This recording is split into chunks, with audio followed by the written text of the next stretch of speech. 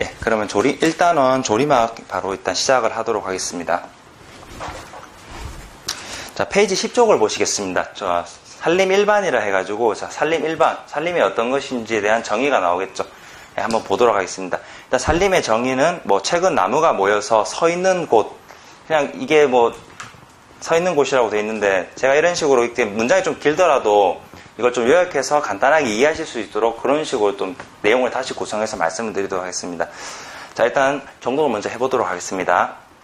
자, 최근 나무가 모여서 서 있는 곳이라는 전통적 개념에서 크고 작은 나무와 초본류가 공존하고 토양 생태계를 포함한 생태적 공간이라는 뭐 넓은 개념으로 대두되고 있다. 말이 좀 어렵게 되어 있습니다.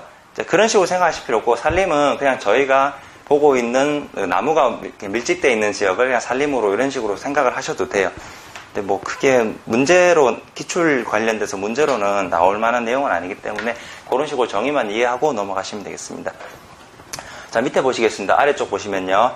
자, 법적인 산림의 개념이 있어요. 법적인 산림 개념 보니까 뭐 지목설이 있고, 목적설이 있고, 현상설이 있습니다.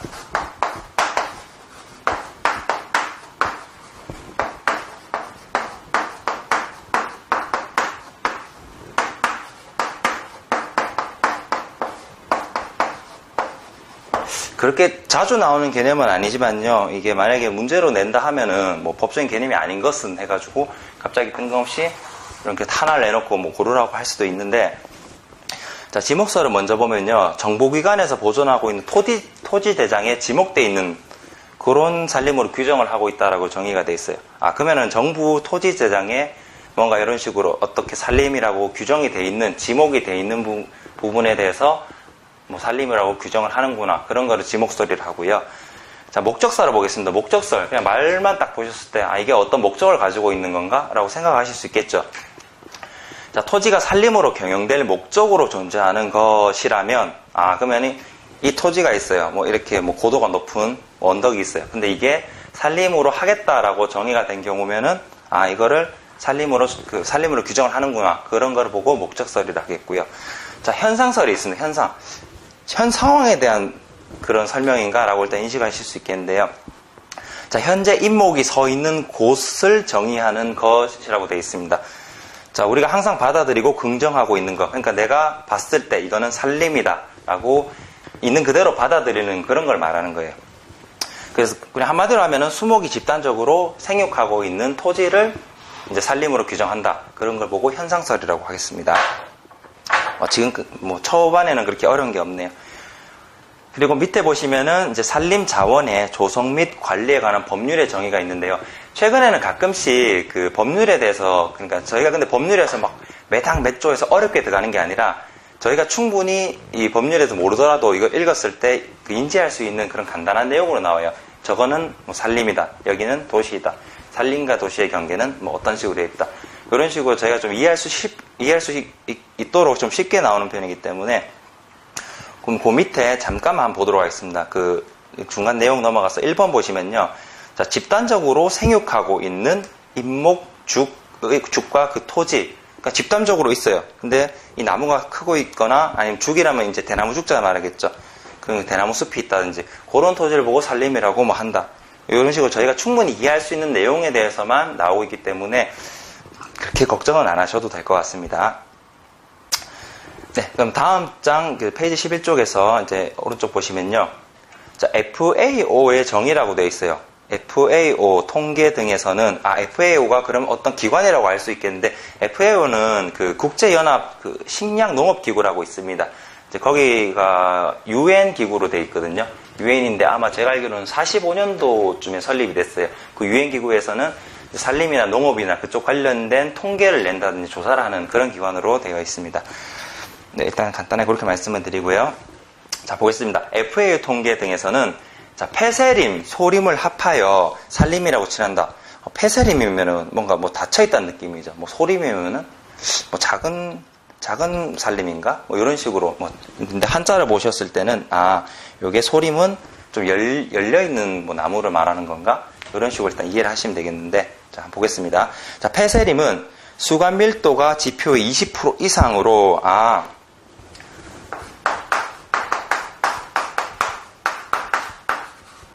자, 폐쇄림의 중요한 정의는요. 아이고. 자, 보겠습니다. 수간 밀도가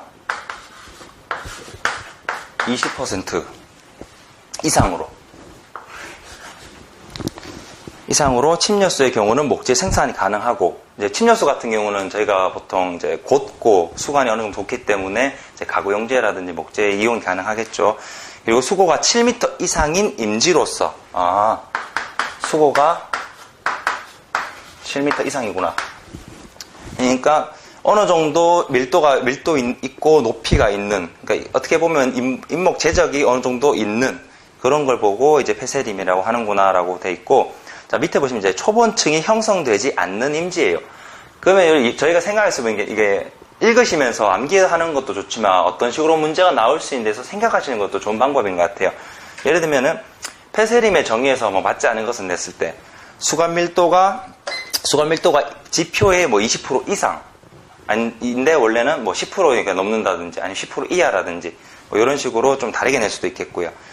그리고 침렵수의 경우는 목재 생산이 가능하다고 돼 있잖아요. 근데 이거를 뭐 화렵수로 내가지고, 화렵수 같은 경우는 저희가 뭐 가지가 많고 하기 때문에 목재로 그 가구로 쓰기에는 좀 어려움이 좀 있어요. 뭐 최근에 기술이 워낙 좋아지다 보니까 이걸 뭐 칩으로 빻아가지고 뭐 파티클을 만든다든지 그런 식으로 하고는 있지만, 어쨌거나 당장 그냥 인목으로 봤을 때는 침렵수가 용재 그걸로는 좀 좋기 때문에.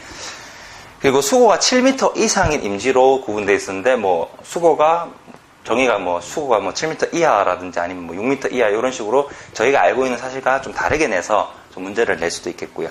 그리고 초본층이 왕성하게 뭐 형성되어 있는 임지를 폐쇄림으로 한다. 그러니까 이걸 만약 이 개념을 모르고 가셨을 때 폐쇄림이 뭐 닫혀있다, 뭔가 많아가지고 뭐 들어가기 힘든 그런 느낌으로 올 수도 있는데, 정의는 일단 초본층이 형성되지 않은 임지로 돼 있어요, 폐쇄림이. 근데 뭐 초본층이 많은 경우를 폐쇄림으로 한다. 당연히 틀렸겠죠. 그런 식으로 좀 이해를 하시면 되겠습니다. 자, 소림 같은 경우에는 자, 오픈 포레스트 해가지고 열려있는 숲이라고 돼 있어요. 그 열려있다는 거는 뭔가 밀도가 좀 적다든지, 아니 임지가 좀 이렇게 많이, 그 수간 밀도가 많이 적다는 이런 식으로 좀 이해가 되겠는데, 자, 보시면은 수목이 지표의 10% 이상으로 돼 있어요. 10% 이상. 저희가 폐쇄림은 20%였는데, 그 소림 같은 경우에는, 수간 밀도가 10% 이상으로 점유하고 있고, 자, 태양광선이 임상까지 진입하여, 그러니까 햇빛이 어느 정도 그 나무의 밑부분이라 해야 되나, 임상까지 진입할 수 있고, 그리고 영속된 초본층이 형성된 임지, 그러니까 말 그대로 초본층이라고 하면 뭐 덩굴이라든지 그런 거 있죠. 그런 게 형성되어 있는 걸 말하겠습니다. 자, 휴환님이라고 있어요. 뭔가 쉬는 듯한 느낌인데, 자, 한번 보겠습니다. 이동 경작 후에 방치되어 다시 수목에 의해 덮여질 것으로 생각되는, 그러니까 지금은 임지가 아닌데 이게 나중에 임지가 될 수 있는, 숲이 될 수 있는, 나무가 많이 형성될 수 있는 그런 가능성이 있는 임지, 그런 거를 이제 휴환님이라고 하고요. 저목님이라고 있습니다. 저목님. 자, 보시면은 지표의 10% 이상의 관목. 요것도 10% 이상이긴 한데 관목이에요. 관목이 뭐죠? 관목 같으면은 이제 그 원래는 저희가 나무의 높이를 보통 5m에서 6m 이상이냐 이하냐에 두고 정의를 하게 되는데, 관목은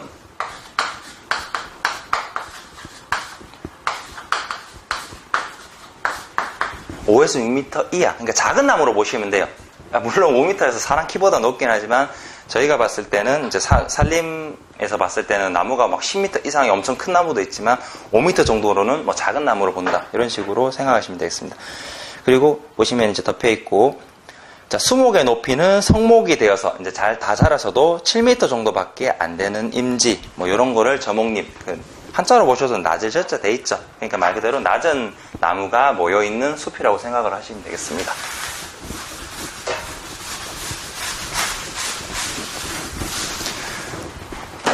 자, 그 다음에 밑에 보시면 인분의 개념이 있어요. 그럼 인분이 뭐라는 거 말고 넘어가시면 되겠는데, 자, 1번 인분은 일정한 토지를 점유하는 수목의 집단으로서, 그러면 인분은 일정한 토지에 그냥 나무가 어느 정도 있는 집단을 말하는구나. 이런 식으로 하시면 되겠는데, 예를 들면요, 그냥 도시라고 보겠습니다. 도시. 도시는 저희 그거죠. 이제 사람이 문화를 가지고 살고 있는 곳을 도시라고 하겠죠. 그러니까 그러니까 인부는 그거예요, 그냥. 인부는 나무들이 살고 있는 곳, 도시는 사람들이 살고 있는, 뭐 그런 식으로 분류가 된다고 보시면 되겠습니다. 그러니까 수목의 집단으로 생각하시면 되겠는데, 자, 수목의 집단으로서 수목적 구성, 연계 구성, 작업적 생유 상태가 대략 동일하고 주위에 있는 딴 수목의 집단과 구별될 때, 뭐 이런 걸 말하고요. 그러나 경우에 따라서는, 자, 이제 또 예외가 나와요. 이런 거 같은 경우는 충분히 문제로 나올 수 있겠죠. 도로, 하천 또는 인위적인 경계로 구분된 경영적 관점에서 본 임도를 생각할 수 있으며 그 모양과 면적이 어떤 관계에 있는 것은 아니다. 그러니까 모양이나 이런 게 따로 뭐 이렇게 설정되어 있는 건 아니고요. 저희가 어떻게 경계를 구분하는 것에 따라 다르겠습니다. 하여튼 인부는 그런 식으로 간단하게 개념 이해만 좀 하고 넘어가시면 될 것 같고요. 자, 밑에 보시면 이제 또 보니까 산림과 인분의 차이점이라고 되어 있어요. 보시면은 산림이랑 인분으로 봤을 때는요,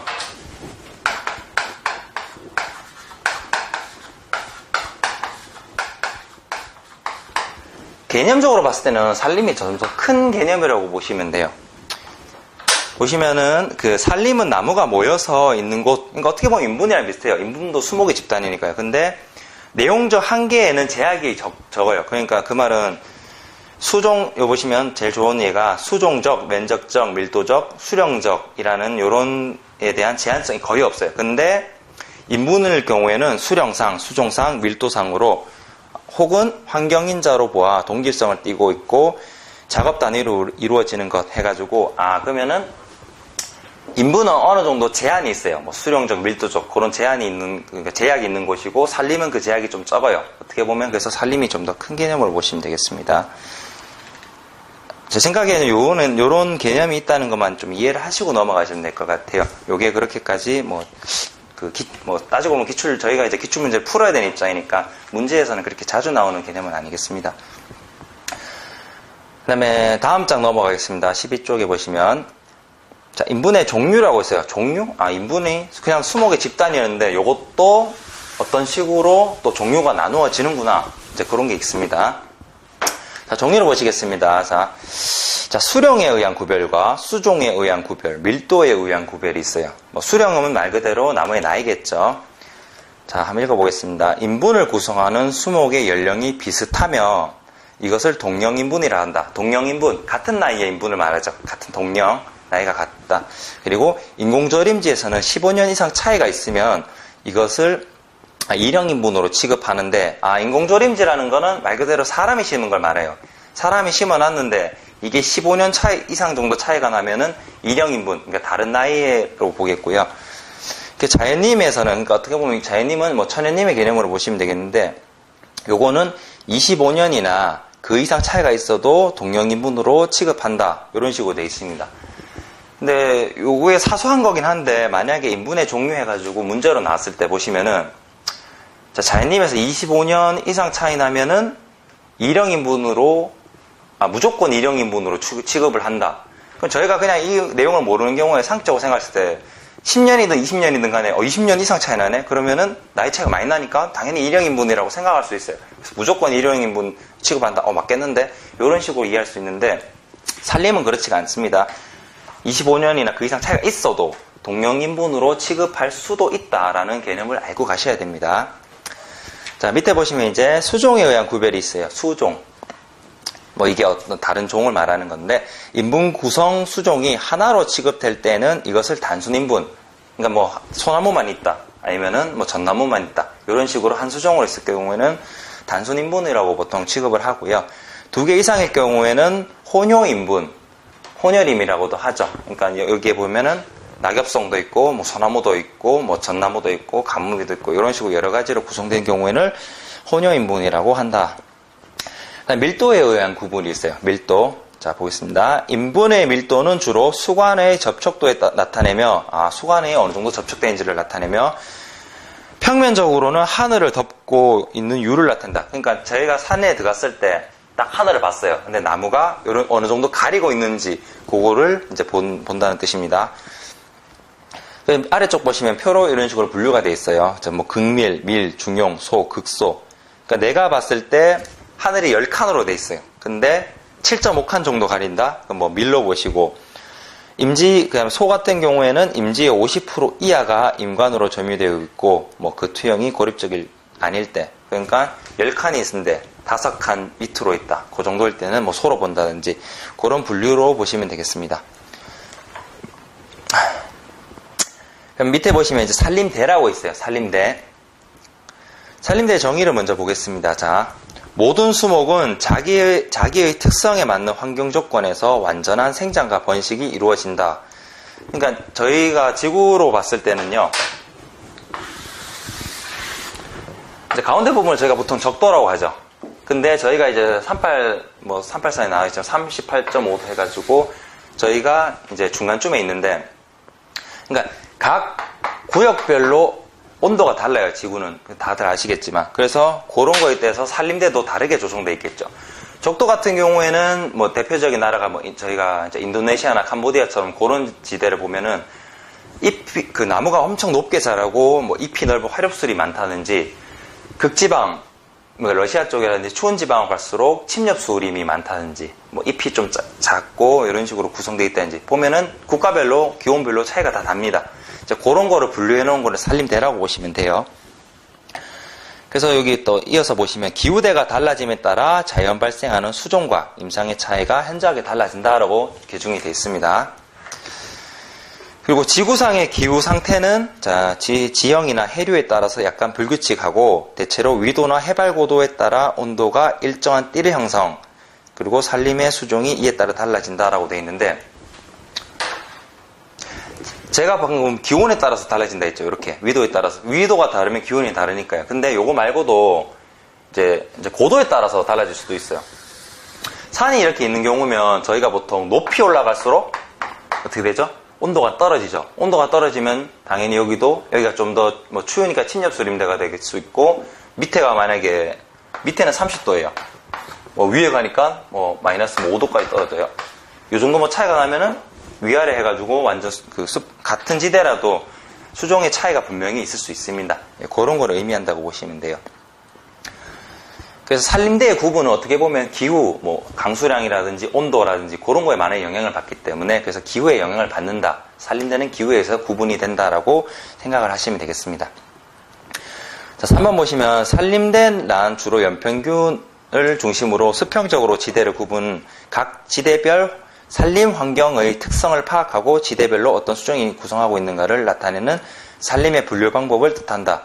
좀 길게 돼 있지만 어쨌거나 제가 말씀드린 대로 기후에 따라서 구분이 된다. 그 정도만 알고 가시면 되겠습니다. 그리고 4번 보시면요.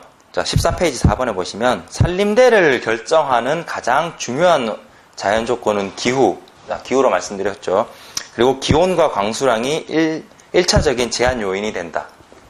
그리고 식물은 수분이 충분하면 5도씨 이상에서 성장이 가능하므로, 그 말은 5도씨 이하로는 너무 춥기 때문에 세포 활성이 안 돼서 성장이 더디다는 뜻이죠. 더디거나 아니면은 휴면을 하기 때문에 안 되거나, 그런 식으로 되겠습니다. 그 다음에 올량지수로 식물의 수평적인 분포를 파악할 수 있고, 그리고 기온 관련 지수. 자, 기온 관련 지수는 연평균 기온, 올량지수, 한량지수, 그리고 일생육 적산 온도 등이 있고. 자, 5번에 보시면 우리나라의 수평적 산림대는 남쪽으로부터 남대림, 온대 중부림, 온대 북부림, 그리고 한대림, 이런 식으로 구분이 되는데, 가장 좋은 한대림은 북한 쪽에 있는 개마고원 같은 게 이제 한대림으로 좀 저희 나라에서는 대표적인 그런 지역이라고 볼 수 있습니다. 자, 밑에 이제 올량지수라고 있는데요. 그 올량지수는 보통 5도씨 기준으로 돼 있는데, 요게 일본의 가와가타지로였나? 그 사람이 일단은 어느 정도 그런 자기가 조사를 해가지고 그런 식으로 지정을 해놨어요. 5도씨 기준으로 했을 때는 식물이 잘 자라는 온도에 어떻게 보면 경계라고 이렇게 조사를 해가지고 지정을 해놨습니다. 어떤 건지 한번 보겠습니다. 자, 월평균 기온이 5도씨 이상인 달에 대해서 월평균 기온과 5도씨와의 차를 1년 동안 합한 값을 말한다라고 되어 있는데, 간단하게 예를 들면 이런 식이에요. 예를 들면 뭐 5월이 있고요. 그 다음에 7월이 있고, 뭐 10월이 있고, 물론 360월이 뭐 1월부터 12월까지 있으면 뭐 요 세 달을 봤을 때, 뭐 이때가 20도씨, 이때가 뭐 30도씨, 뭐 이때가 뭐 3도씨, 뭐 이런 식으로 보겠습니다. 그때, 이런 식으로 쭉 다 있는데, 요거를 일일이 다 평균 있죠. 요게 월 평균 기온에서 5도씨 차를 다 합한 거라 했습니다. 그래서,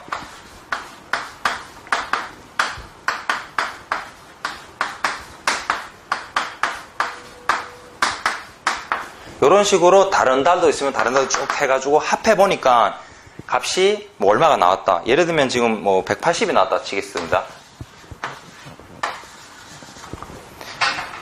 자, 열대림 혹은 아열대림 같은 경우는 올량지수 180 이상으로 기준을 하고 있어요. 그러니까 월마다 월 평균 기온이 얼마가 있었는데 각각의 5도씨를 빼주고서 합산해보니까 얼마가 최종 값이 나오죠. 그랬을 경우에는 올량지수가 180 이상인 경우는 열대림으로 정의를 하고요. 난대림은 올량지수 110, 온대 북부림은 85에서 55, 냉대림은 15에서 55, 한대림은 0에서 15 이런 식으로 값이 정의가 되어 있습니다. 그러니까 그거를 문제가 만약에 각 표 같은 걸 내서 각 달의 평균 기온을 내놓고 올량지수를 파악하라든지 아니면 여기가 어떤 지대인지 온대림인지 한대림인지 그런 식으로 찾으라는 문제가 충분히 나올 수 있겠죠. 그래서 한량지수 밑에 보시면 한량지수는 월 평균 기온이 5도씨 이하인 달에 대해서 5도씨를 감안 수치를 1년 동안 합한 값. 이거는 개념은 똑같고요. 이게 좀 기준이 좀 다르다고 보면 되겠죠. 그러니까 월 평균 기온이 5도씨 이상인 거를 올량지수, 5도씨 이하인 달을 한량지수, 그리고 일생육적 산 온도라 해서 1평균 기온이 5도씨 이상인 달에 대하여 5도씨를 감안 수치를 1년 동안 합한 값이다. 이런 식으로 되어 있습니다. 그래서 기준은 항상 5도씨로 기억을 하고 계시면 되겠고요. 그래서 표에서 나온 걸 보고 이게 5도씨 이상인지 5도씨 이하인지를 파악한 다음에 각각 5도씨를 감해준 다음에 총합을 해서 나온 값을 보고 지수를 정하시면 되겠습니다. 다음 아래쪽에 보시겠습니다. 아래쪽에 보시면요. 자, 수평적 산림대가 있습니다. 수평적 산림대는 산림대를 위도와 올량지수에 따라 열대림, 난대림, 온대림, 냉대림, 한대림으로 수평적으로 구분한다라고 되어 있고요. 자, 다음 페이지 넘어가면은 자, 열대림, 적도를 중심으로 거의 그냥 좀 덥다 싶으면 열대림을 보시면 되겠죠. 딱 다녀보면 아시니까요. 자, 열대지역으로 연평균 기온이 20도 이상, 낮의 길이가 매일 평균 12시간 이상인 12시간 정도이고, 식생의 구성은 사바나 42, 열대우림 30, 낙엽 화렵수림 15, 사막 13% 이런 식으로 구분이 되어 있고, 수종은 다양하다 이런 식으로 설명이 있습니다. 요 밑에 표가 이렇게 나와 있는데요. 표를 그래도 어느 정도 좀 정리를 하셔야 됩니다. 그러니까 좀 암기를 하셔야 되는 게, 어떤 문제를 낼 때요, 특징을 내놓고 이게 어느 대림인지 그런 식으로 내는 문제가 좀 자주 나왔거든요. 아니면은 열대림에 맞는 특정 수종이 있으면은 그 수종을 고르시오. 아니면은 열대림인데 날 수 없는 수종을 고르시오. 이런 식으로 문제가 나오기 때문에 어느 정도 암기를 좀 하셔야 됩니다. 자, 난대림 같은 경우에는 연평균 기온이 14도씨 이상 돼 있죠. 그리고 온대림은 5에서 14, 그리고 한대림은 5도씨 미만. 이 정도는 다 충분히 아실 수 있는데, 자, 난대림의 특징 수종 보시면은 북가시나무, 동백나무, 구실잣밤나무, 생달나무 이런 식으로 쭉 있습니다. 그래서 암기를 하실 때 자기만의 좀 스토리를 만드셔야 돼요. 저가 좀 각각 보면 암기 방법이 다 다른데 그 나무의 앞글자씩만 따서 암기하시는 분도 계셨고요. 아니면 그 나무를 이용해가지고 어떤 일정한 좀 자기만의 웃긴 스토리를 만들어서 암기하는 분도 계셨습니다. 그런 식으로 아까 처음에 말씀드렸지만 산림은요, 암기가 기반이 분명히 돼야 됩니다. 이게 문제만 어떻게 내용만 이해하고 가서 풀기에는 암기 문제가 분명히 많이 나와요. 그래서 이런 수종 같은 건 반드시 외워주셔야 됩니다. 자, 온대림은 대표 수종이 참나무가 있고 느티나무, 소나무 이런 게 있을 거고요. 한대림 같은 경우에는 가문비나무, 잎깔나무, 잣나무, 전나무, 주목 이런 식의 수종들이 문제에 좀 자주 나오겠죠. 자, 오른쪽으로 넘어가겠습니다. 페이지 15쪽 보시고요. 자, 수직적 산림대, 수직적. 높낮이의 차이겠죠. 고도 차이. 그러니까 산에 올라갔을 때, 저희가 만약에 뭐 백두산이라든지 뭐 지리산이라든지 한라산 같은 경우에는 고도가 매우 높습니다. 그래서 그런 고도 차이에 의한 이제 수종이 좀 다르다는 거, 그런 걸 좀 보는 건데요. 자, 1번 보시면요. 산림대를 고도에 따라 구분한 것으로 높은 산지에서는 산록에서 산정으로 올라갈수록 기온이 떨어져서 뭐 식생이 변화하는데 변화가 일어나는 해발 고도는 남쪽에서 북쪽으로 감에 따라 낮아진다. 뭐 이런 식으로 있습니다. 저라면 이렇게도 낼 수 있을 것 같아요. 그 변화를 일어나는 해발 고도가 뭐 북쪽에서 남쪽으로 갈수록 낮아진다. 최근에는요, 요런 문제가 이제 산림 자격증 분야도 문제가 나온 지 꽤 오래됐습니다. 근데 이제는 좀 냈던 문제가 계속 나오다 보니까 이제 좀 세부적인 거 있죠. 작은 거에서 조금씩 이런 식으로 문제를 좀 꼬아가지고 내는 경우가 많기 때문에 좀 사소한 거, 자기가 보기에 안 중요한 거 같은 거 있죠. 분명히 안 중요한 수도 있어요. 이게. 더 중요한 거는 이런 수종을 더 암기하고 이런 문제가 예전까지는 이런 수종 암기 문제가 많았지만 최근에는 이런 식으로 이해를 요하는데 조금씩 사소한 건데 꼬아서 내는 거 있죠. 앞뒤 바꿔서 내는 거. 그런 문제도 좀 이렇게 많이 나오기 때문에 한 번씩 이런 것도 좀 암기를 하시는 게 좋겠습니다. 자, 2번 보시면요. 우리나라에서 산림의 수직적 분포가 가장 잘 나타나는 산, 뭐 한라산, 지리산. 한라산, 지리산은 고도가 높죠. 한라산은 뭐 1950m고 지리산 같은 경우는 1920m 이런 식으로 좀 높이가 있기 때문에 분명히 고도 차이에 의한 수종과 뭐 식생에 좀 차이가 있을 겁니다. 자, 한라산 같은 경우 보겠습니다. 난대림은 600m 이하, 온대림은 600에서 1500m 요 사이고요. 지리산의 온대림은 1300m 이하예요. 그러니까 고도가 산 높이가 몇인데 고도에 따른 요런 산림대 차이가 나는 이유가요. 한라산 쪽을 보시면은 저희 나라에서 좀 남단에 있어요. 그러니까 좀 더 따뜻한 지역 쪽에 있죠. 그리고 지리산은 좀 저희 중부에 있기 때문에 요런 위도적, 고도적 차이가 좀 종합적으로 들었기 때문에 요런 식으로 좀 차이가 납니다. 자, 3번, 그리고 요런 거는 뭐 간단하게만 보시면 될 것 같아요. 그리고 3번에 보시면, 한라산의 경우 대체로 남사면 600m, 뭐 북사면은 400m 이하가 난대라고 규정을 좀 지금까지 하고 있고요. 그 이상에서는 1500m까지가 온대, 1500m 이상이 냉대로 구별한다.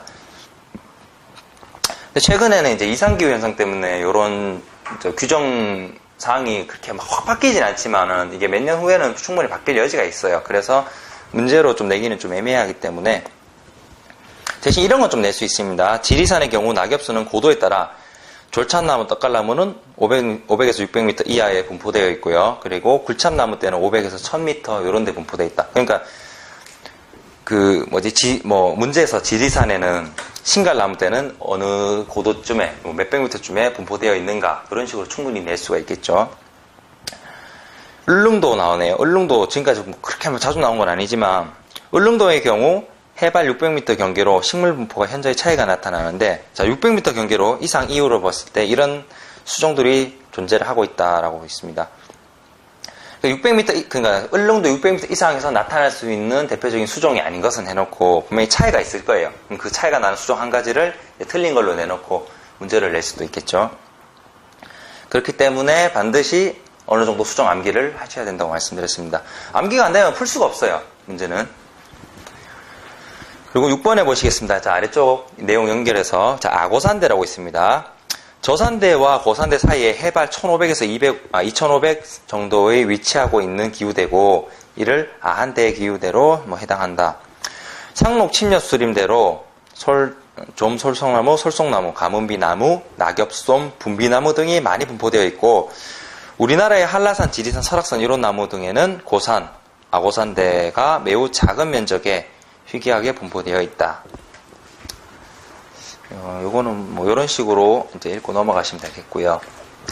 그래서 앞쪽에 중요한 거는 분명히 관련된 산림대에 따라서 수종을 어느 정도 암기를 하셔야 된다고 분명히 말씀드렸습니다. 그래서 암기를 좀 해주세요. 그런 건 제가 필요해서 하는 게 아니라 여러분이 합격을 하기 위해서 암기를 하셔야 되는 겁니다. 자, 페이지 16쪽 보겠습니다. 자, 산림의 분류 보시면요. 산림은 이제 이제 어떤 식으로 분류를 하냐면 저희가 봤을 때 나무는 똑같은데 이게 한 수종만 있는지 여러 수종이 있는지 높이가 높은지 낮은지 어떤 수종이 분포되어 있는지에 따라서 분류가 다 다릅니다. 제각기. 그러니까 그런 분류에 대한 정의를 어느 정도 알고 가시면 되겠고요. 자, 보겠습니다. 순림이라고 있고 혼혈임이라고 먼저 일단 이런 식으로 분류를 하는데요. 순림은 말 그대로 한 가지 수종만으로 구성되어 있어요. 근데 그 허용되는 비율이 인목 본수 비율이 75% 이상인 인물을 순림으로 규정을 합니다. 그래서 충분히 나올 수 있겠죠. 순림은 뭐 몇 % 이상의 인분으로 구성되어 있을 때 순림으로 정의하는가, 아니면은 순림에는 그 다음 밑에 보시면은 그 순림이 형성되는 이유 해가지고 있는데, 순림의 장점이 있습니다. 장점 같은 경우 이렇게 나열되는데, 이런 건 충분히 문제 나올 수 있겠죠. 그러니까 순림의 장점 쭉 잘 나오다가 갑자기 혼혈임의 장점이 나온다든지, 그런 식으로 해서 뭐 틀린 걸 찾으라는 문제가 충분히 나올 수 있겠습니다. 자, 순림이 형성된 이유는요, 그냥 한 번씩 읽어보시면 될 것 같아요. 뭐 문제에 크게 중요한 요소 아니기 때문에. 3번 보시면은 순림의 장점 나옵니다. 자, 가장 유리한 수종만으로 인분이 형성할 수 있다. 그렇죠. 한 가지만 있기 때문에 유리한 수종만 하면 되겠죠. 그리고 산림 작업과 경영이 간편. 한 가지밖에 없기 때문에 작업하는 방법도 한 가지밖에 안 되겠죠. 그리고 경제적으로 수용할 수 있고, 인목의 벌채 비용과 시장성이 유리하게 될 수 있다. 그러니까 한 가지 수종밖에 없기 때문에 벌채하는 방법이 하나고, 내가 이동시키는 것도 어느 그 규정 틀만 만들어 오면 거기에 맞춰서 계속 하면 되니까 좀 편하고 경제적으로 할 수 있다. 그런 의미로 보시면 되겠습니다. 그리고 라번에 바라는 수종으로 쉽게 인분을 조성할 수 있다. 당연히 내가 원하는 수종만 심으면 되니까 그렇게 있고요. 경관상으로 아름다울 수 있다라고 되어 있는데, 산이 어디 가서는 다 아름다울 것 같지만 한 가지 수종만으로 되어 있는 경우면은 일관성이 통일성이 있기 때문에 아름답기도 하지만요. 제일 좋은 예가 가로수 보시면은 뭐 메타세콰이어 가로수길에서 저희 나라도 유명한 데가 있잖아요. 그런 식으로 쭉 한 가지만 있을 경우, 그리고 이 나무 이렇게 다양한 나무들이 쭉 분포 있는 경우로 이렇게 비교해 보면요, 확실히 한 가지만 있을 경우가 일관성 있고 통일성 있기 때문에 좀 아름다움을 좀 가지고 있다. 그런 장점이 있습니다. 자, 혼혈임은 그냥 딱 의미상 보셨을 때 그냥 두 가지 이상의 나무가 섞여 있다, 이런 식으로 아실 수 있겠는데요. 자, 혼혈임에서 수종을 고르게 섞여 있는 경우를 단목혼혈이라고 하고요. 무더기로 섞여 있는 경우는 군상, 무리군자에서 군상혼혈이라고 되어 있고, 줄로 섞여 있는 경우는 열상혼혈이라고 되어 있습니다. 뭐 이런 것도 알고 가시면 좋을 거고요. 자, 오른쪽에 더 중요한 게 혼혈임의 장점이라고 있습니다. 자, 이것도 문제로 충분히 나올 수 있는데, 심근성과 청근성 수종이 혼생할 때 바람의 저항성이 증가한다. 그러니까 심근성이라는 건요, 뿌리가 깊게 박히는 거 있죠. 그리고 청근성이라고 하면은 뿌리가 좀 옅고 넓게 박힌다는 개념으로 이해하시면 되는데, 이렇게 다양한, 그러니까 심근성과 청근성이 같이 있으면 서로를 좀 잡아줄 수 있어요. 토지를 좀 잡아줄 수 있기 때문에 바람에 대한 저항성이 증가하고, 토양 단면 공간 이용이 효과적이다. 그러니까 청근성만 만약에 쭉 있게 되면요, 그 윗부분만 너무 밀집되니까 복잡하잖아요. 하지만 심근성도 있고 청근성도 있고, 뭐 청근성, 심근성 이런 식으로 하면은 어떤 수종은 저 밑에 있는 양분을 쓰면서 공간도 그쪽을 차지하고, 청근성 같은 경우는 위쪽에 있는 양분을 먹으면서 이 공간을 차지하다 보니까 지력으로나 아니면 공간적 효율로 봤을 때 효과적이다. 예, 그런 식으로 이해를 해주시면 되겠습니다. 자, 그 다음 밑에 보시면은 유기물의 분해가 빨라져 무기 양분의 순환이 더 잘 된다. 자, 일단 분해가 빠르면은 양분의 순환이 잘 되는 건 맞는데, 유기물의 분해가 빠른 이유는요, 그 수종이 다양하면은 그에 맞는 미생물이나 효소의 종류가 다양해집니다. 그러다 보니까 당연히 분해하는 속도도 빨라지겠죠. 그 다음에 수간에 의한 그 공간의 이용이 효과적이다. 다음에 혼혈임 내의 기후 상태는 변화의 폭이 좁아진다. 각종 피해 인자에 대한 저항력이 증가한다. 그러니까 한 수종, 항상 이렇게 생각하시면 돼요. 한 수종보단 여러 수종일수록 거기에 대한 저항력이 있는 미생물이라든지 본인이 가지고 있는 저항성이 많이 증가된다고 보시면 되겠고요. 동령 혼혈임, 나이가 같은 혼혈임의 조성 시 고려사항. 가능한 한 음수와 양수를 혼혈시킨다. 음수, 양수는요, 그 음수는 음지대 쪽에 햇빛이 좀 덜 받아서 잘 자라는 나무를 말하고요. 양수 같은 경우에는 이제 뱃양자라 해가지고 볕을 좀 잘 받아야 클 수 있는 그런 나무를 생각하시면 되겠습니다. 절대 이 용어 같은 걸 보실 때 어렵게 생각하지 마시고요. 너무 어려운 정의에 대해서 그걸 그대로 외우려고 하기보다는 자기 스타일에 맞춰서 좀 쉽게 외우려고 하세요. 그게 좀 더 암기를 좀 잘할 수 있는 방법인 것 같습니다. 그다음에 밑에 보시면은 수종의 혼요가 지력의 소모시키는 경우가 적어야 한다. 지력을 소모시키는 경우가 적어야 된다. 지력이라는 건요, 인분을 자라게 하는 힘으로 보시면 되겠어요. 지력. 땅에 있는 힘인데, 미생물이나 양분 등이 어느 정도 있는지, 그런 걸로 통해서 인분이 잘 자라게 할 수 있는지 없는지에 대한 힘으로 보시면 되겠고요. 그 다음에 생장 속도와 반응이 비슷해야 한다. 생장 속도가 어느 정도 비슷해야지, 너무 아니면 경쟁이 되다 보면은 이게 어떤 나무 잘 자라보면 이 나무가 양분을 충분히 먹지 못한다든지 배치를 못 받아서 고사할 수도 있거든요.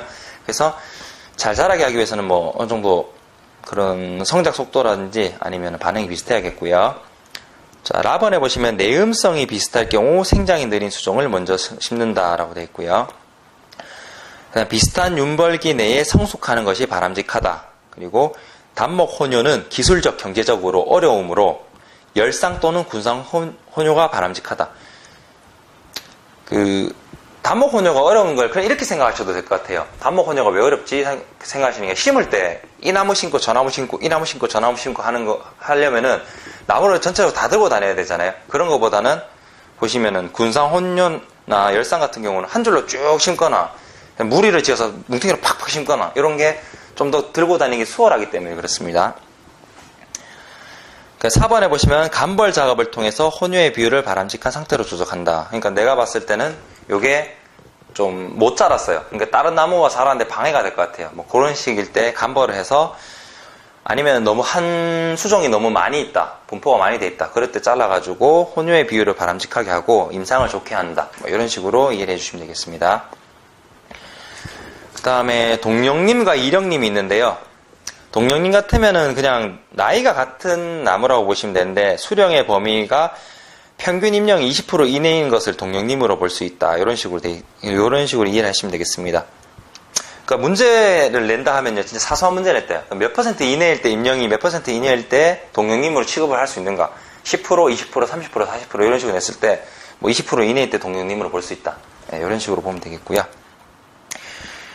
동령님의 장점 같은 경우, 장점도 앞쪽에 순림이나 혼요림의 장단점에 대해서 옳고 그른 걸 낼 수 있듯이 동령님, 이령님도 이런 식으로 낼 수가 있겠습니다.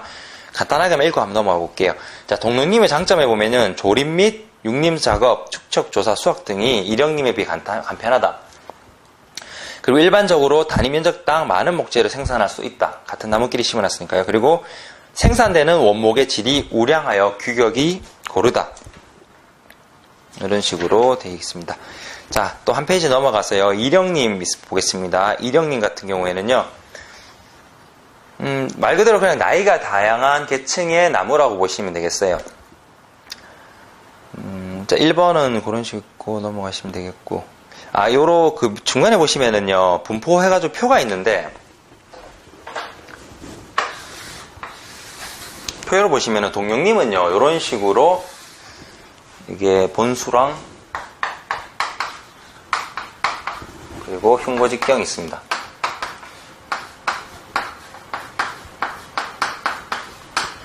자, 임령이 나이가 좀 같은 수종이다 보면은 어느 정도 자라는 속도가 비슷해서 분포가 흉고직경, 직경 분포가 어느 정도 비슷해져요. 그리고 그런 비슷한 본수가 많이 분포됩니다, 한쪽으로. 근데 이령님 같은 경우는 어때요? 흉고직경이 커질수록 본수가 작아지겠죠. 왜냐면 살아남고 병충해를 견디고 근데 살아남은 나무가 끝까지 가다 보니까 결국 흉고직경이 커지면 커질수록 임령이 많은 건데, 그런 본수는 점점 적어지겠죠. 이런 식의 표를 내놓고 좀 구분하라는 문제가 충분히, 그런 문제도 나올 수가 있습니다. 그리고 이령님의 장점 해가지고 이제 동령님이랑 비교시켜서 이제 이령님의 장점이 어떤 것이 있는지에 대해서 그런 식으로도 문제가 나올 수가 있겠습니다. 자, 지속적인 수입이 가능하여 소규모 임업 경영을 할 수 있고, 주기적 벌채 시 가치가 없는 개체목을 제거할 수 있다. 그러니까 내가 봤을 때 자를 때마다 나이가 다 다르기 때문에 살려둘 필요가 없는 거예요, 이런 거. 필요 없다 싶을 때는 이제 잘라서 다른 나무의 성장을 돕거나 요건 또 요거대로 어떻게 수입 목재로서 뭐 이런 간벌을 할 수 있다. 이런 식으로 보시면 되겠고요. 시장 여건에 따라 탄력적인 벌채를 할 수 있다. 그러니까 인분이 다양하다, 그러니까 임령이 다양하다 보니까 흉고 직경도 다양하죠. 그러면은 이만한 직경이 필요한 나무일 때는 이때 쓰고, 그리고 다른 나무가 있을 때는 뭐 이만한 직경이 필요할 때는 이만한 직경 쓰고, 아니면은 조그만한 나무를 어디서 자기가 심고 싶다 할 때는 요런 나무를 내다 팔 수 있기 때문에 시장 여건에 따라 탄력적인 벌채를 할 수 있다. 예, 그런 식으로 되어 있습니다. 그리고 천년갱신에 유리하고 병충해 등 각종 유해인자의 저항력이 높다. 그러니까 나무 연령대가 많다 보니까 분명히 뭐 연령이 높은 나무 같은 경우는 저항성이 강해서 애당초 병충해가 올 수 없게 막아주는 경우도 있겠죠. 예. 그러면은 일단은 1-1단원 해가지고 1단원은 여기까지 일단 하도록 하겠습니다. 오늘 배운 내용은요, 일단은 저희가 그 인분의 정의를 좀 많이 했어요. 그러니까 산림의 정의라든지, 그리고 산림대에 따른 수종이 어떤 게 있는지, 그리고 수직적 산림대에 따라서 수종이 어떤 게 있는지, 그리고 분류에 따라서 어떤 게 있는지가 있습니다. 그리고 순림과 혼유림, 동영림과 일영림의 장단점을 통해서 문제가 충분히 나올 수가 있기 때문에 그런 거를 좀 정리를 잘 하시기 바랍니다.